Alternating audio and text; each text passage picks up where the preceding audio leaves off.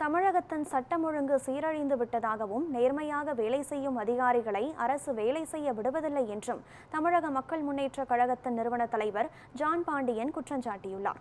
பட்டுக்கோட்டையில் செய்தியாளர்களை சந்தித்த அவர், தமிழகத்தை பொறுத்தவரை கூட்டணி ஆட்சி என்பது நடந்தது இல்லை என்றும் அதற்கு சாத்தியமும் இல்லை என்றும் அவர் தெரிவித்தார்.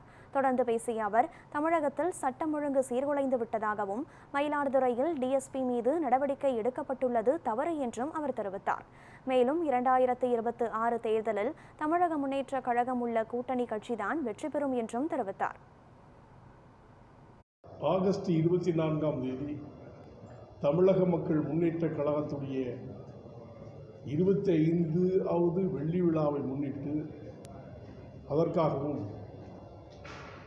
குறிப்பாக முக்கியமாக தேவேந்திர குல வேளாளர்கள் பட்டியலினத்திலிருந்து வெளியே செல்ல வேண்டும் என்பதற்காகவும்